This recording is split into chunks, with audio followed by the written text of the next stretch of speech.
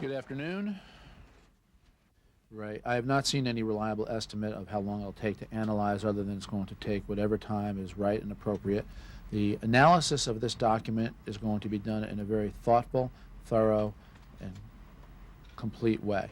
We want to be very deliberative as we move through and look at this document to determine with the international community what this indicates about Saddam Hussein and his disarmament that individual appointees make. It's not uncommon for people who get appointed. The history of Iraq is unquestionably that they lie. They have lied to the United States, they've lied to the United Nations, they've lied to the inspectors. The question now is what is contained in this voluminous declaration that they have submitted. The answer to that is we don't yet know.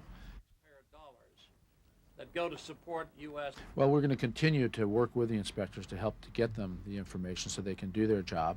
And we want the inspectors to be successful in doing their job. Of course, at the same time, we want to make certain that sources and methods are not compromised in any information that can be conveyed to the inspectors. I think that's very well known, and the inspectors understand that.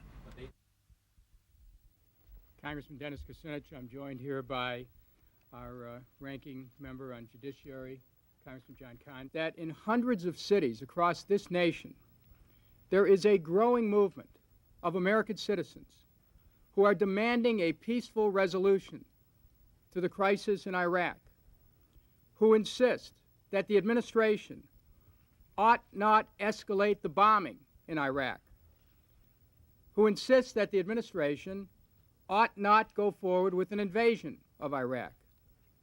I hope the administration pays heed to these patriotic voices of tens of millions of Americans. Thank you, Dennis. Thank you for putting this together. I think it depends on how the Bush administration portrays this. I mean, what we've seen so far is that there's fairly strong support for military action against Iraq. But it's very conditional, and it depends a lot on how the administration crafts arguments for the use of force. The public's willing to give President Bush the benefit of the doubt, but they're also waiting to see what he has to say about these documents and making his case for war.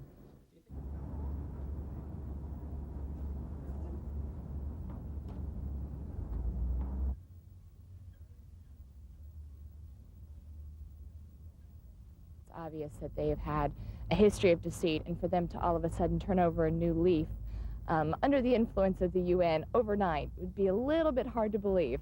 So I would definitely think that not so much that George Bush has to get the nation ready for war against Iraq, but the people have seen that this is an inevitability, and it's an unfortunate inevitability, but very necessary nonetheless. I mean, that's all I go by. Are you DY? Yep. You know, I think it's a bunch of shuck and jive, because they've got no domestic program.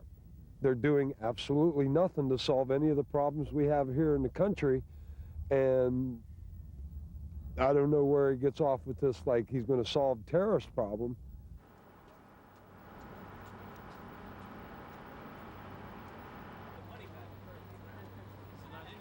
Well, I certainly hope that we don't go to war, but I think that it's pretty clear that there's something brewing in Washington, D.C., and that with an election year coming up, I think that the best way to safeguard a re-election for President Bush is to put the country into that type of situation.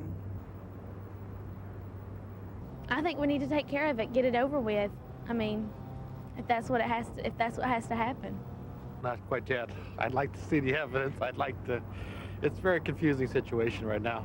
A lot of emotions, but I'm not ready to rush off into war yet.